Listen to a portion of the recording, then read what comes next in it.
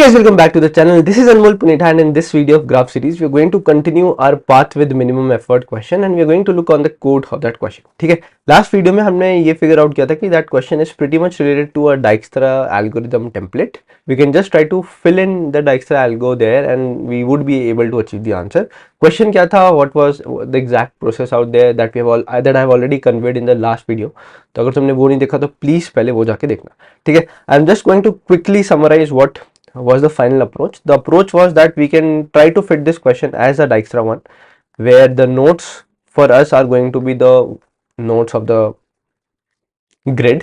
Like each point will be a node in itself. Like this is a node, this is a node, this is a node, and so on. The weight associated to two set of nodes, or basically between two set of nodes, was nothing but the absolute difference between them. Right? We had a path, like जिस भी तुम source से जा रहे हो, जहां से भी जा रहे हो, वो पाथ था. And the answer which you are expected to find, like we have minimum distance in a typical Dijkstra algorithm. So here the minimum answer was nothing but the minimum, basically the max of absolute difference.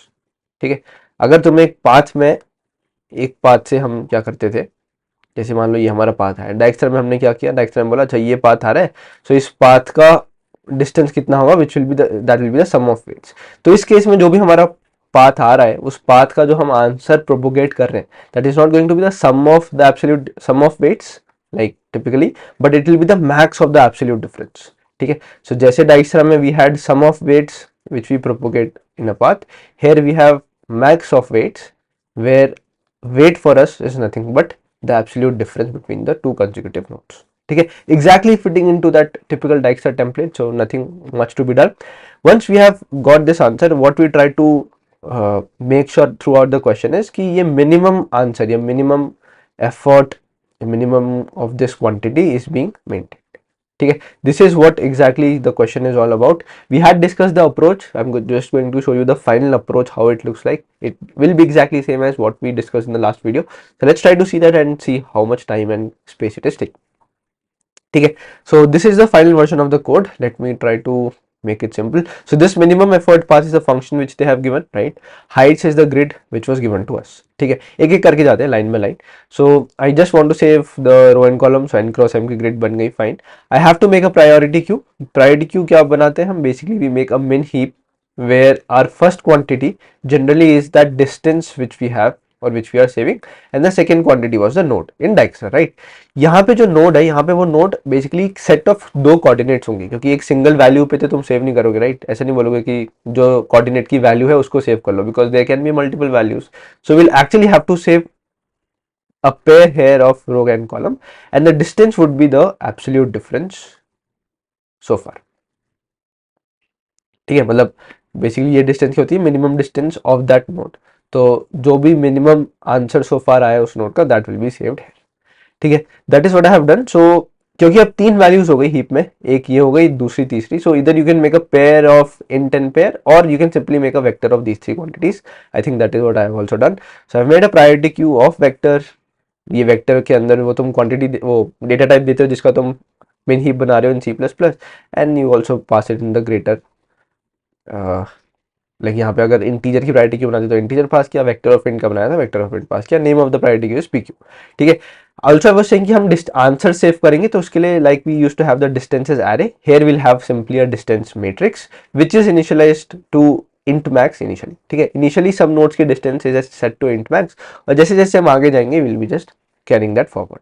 ठीक है, हमारे पास source क्या है? Source is 0,0 for us. तो typically हम क्या करते हैं Dijkstra स्टार्ट करने से पहले या लूप स्टार्ट करने से पहले, कि जो भी सोर्स है उसका आंसर सेव कर लेते हैं 0, क्योंकि अब जो भी इसके बाद की नेबर्स होंगे उनका आंसर इसके बेसिस पे बनेगा. ठीक है, तो या हम बोल रहे हैं इसका मैक्सिमम, इसका आंसर सो फार इज 0. अब कोई दूसरी नोड आई, लेट्स से 5, इन दोनों के बीच का डिस्टेंस डिफरेंस आया लेट्स से 3, तो फिर मैं बोलूंगा max of 3,0 is 3, so the answer should be saved as 3.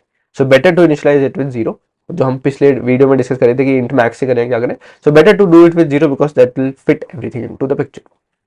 ठीक है, तो ये काम किया मैंने, क्यू में अपना सोर्स नोड डाला. So this is 0 is that distance.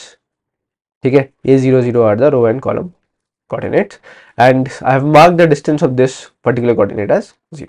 ठीक है, you start your Dijkstra while loop from here until and unless, जब तक प्रायोरिटी क्यू में जान रहेगी, मतलब प्रायोरिटी क्यू में कोई नोड रहेगी, you'll be keep doing your iterations. What you do in your iteration, you take the smallest value or the topmost value out, you pop it out from the queue, nothing new as of now.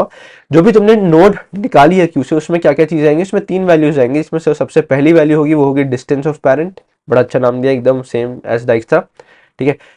And the second and the third value would be the x and the y coordinate. तो ये जो template जो vector बाहर आया उसका zeroth, first और second item are this, ठीक है। Distance of the parent which is this one which we are saving, and then the row x and y, ठीक है।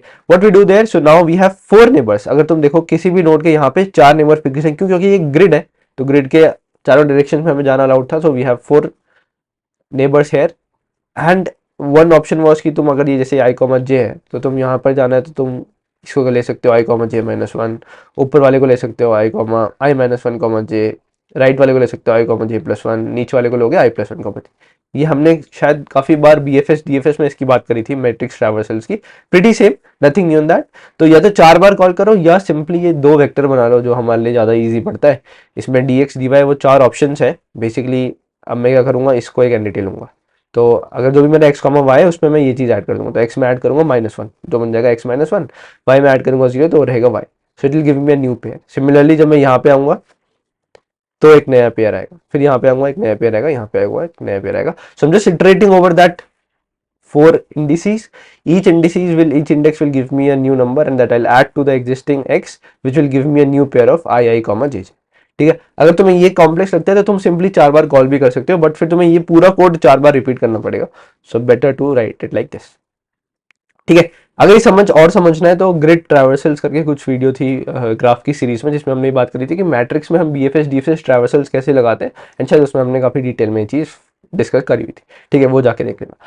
तो जो नए कोऑर्डिनेट्स आए सबसे पहले चेक कर लेते हैं, are they valid, out of grid तो नहीं है। तो अगर ये न्यू कोऑर्डिनेट लेस देन 0 है, या कॉलम लेस देन 0 है, या इक्वल टू एन या equal to m, so I just continue because out of the bound है, ठीक है। पर कब किस केस में कंसिडर करूंगा, तो मैं बोलता हूँ कि अच्छा ठीक है, अब जो भी नया पेरेंट आ रहा है ना, जो भी नया नोड आ रहा है, ये चेक करो कि जो भी ये पेरेंट तुमने बाहर निकाला था क्यों में, इस पेरेंट के थ्रू इस नेबर पे तुम किस वैल्यू से पहुंच रहे हो। इस पेरेंट के थ्रू जो भी तुमने बाहर निकाला, जो भी तुम्हारा नेबर आया, इस नेबर पे तुम किस डिस्टेंस से पहुंच रहे हो। अगर तुम एक लेसर डिस्टेंस से पहुंच रहे हो, अगर तुम एक बेटर डिस्टेंस से पहुंच रहे हो, then you take it, otherwise you don't. That is what we do in Dijkstra, right. So I am trying to find कि what is the new distance of neighbour, which is nothing but जो भी अभी तक parent की distance थी, ठीक है, जो भी अभी तक पेरेंट की डिस्टेंस थी। पहले वेट निकालते हैं, यहाँ से इसको राइट से लेफ्ट देखते हैं, ठीक है। सबसे पहले तुमने बोला कि पेरेंट ये है, नेबर ये है, तो इन दोनों का वेट कितना है, weight is nothing but absolute difference of their heights, ठीक है। X y is the parent, i i j j is the neighbour, ये वेट आया, ठीक है। अब क्या करते हैं, हम बोलते हैं पेरेंट की डिस्टेंस प्लस वेट होता था डाइक्स्ट्रा में, यहां पे होगा पेरेंट का आंसर कॉमा वेट का maximum is the answer I am getting to reach to neighbour, is the answer I'm getting to reach to neighbor. So the new distance of neighbor is the maximum of distance of parent comma absolute difference of their heights, basically parent distance plus weight. ये parent distance होगा, ये हो गया weight, ठीक है। ये नई distance of neighbor है। क्या जो नया neighbor, क्या जो नया distance आ रहा है to reach neighbor, is it better than what we had previously got? Is it better? Is it better? Then if the new distance of neighbor better than what we have already saved so far for the neighbor? देखो डाइक्स्ट्रा की, बस डाइक्स्ट्रा की picture दिमाग में रखो, यही same काम हम करते थे।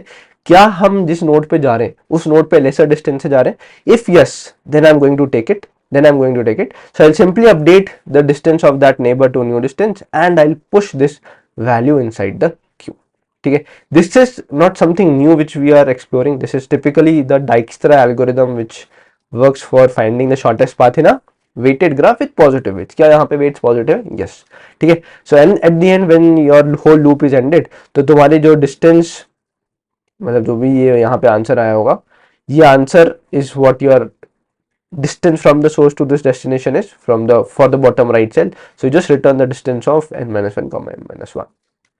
आंसर हमेशा आएगा, ऐसा नहीं होगा कि कोई आंसर आए नहीं, मतलब ऐसा नहीं, क्योंकि एक सिंपल ग्रिड है, एक सिंगल कंपोनेंट बनाएगा, तो किसी ना किसी पाथ से तो तुम ऑब्वियसली यहाँ पे पहुंचोगे। अब उससे optimal answer आए, that is what Dijkstra is making sure. Do we have something else in this question? So since we are not doing anything extra, so the time complexity also will be same as Dijkstra, जो भी की होगी जितने भी nodes पे तुम थे। Let's say I have v vertices, basically the node or all the nodes of the grid. Plus एक फैक्टर आता है of E log V, where E is the number of edges I have and log v is because of the priority queue coming in. The time complexity would remain same. Space complexity wise we have just a, मतलब ऐसे तो priority queue भी है, but apart from that we are also using this distances matrix extra. तो जितने भी number of nodes हैं that much space has been taken, where the number of nodes is nothing but n cross n. ठीक है, still जितनी भी nodes आई वो तो are the nodes of the whole grid. So I have n cross m size का grid, so no number of points are basically n cross m. This is v, and the space complexity is this much extra.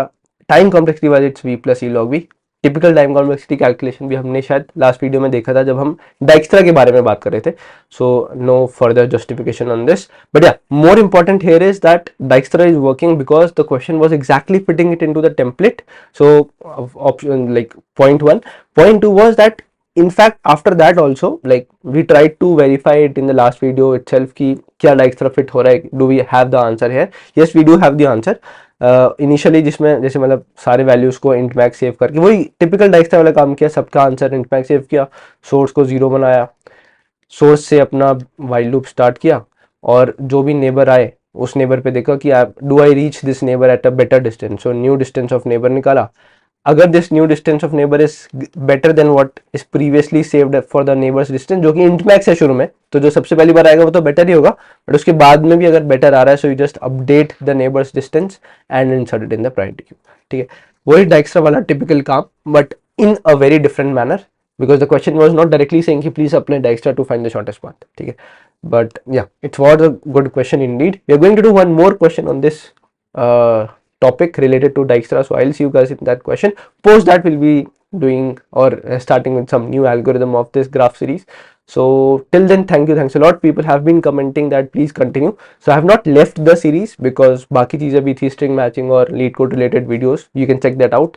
So the series is on. I'll be trying my best to make the videos as soon as possible. Till then, see you guys. Thanks a lot. It's not a game, it's a rich thing.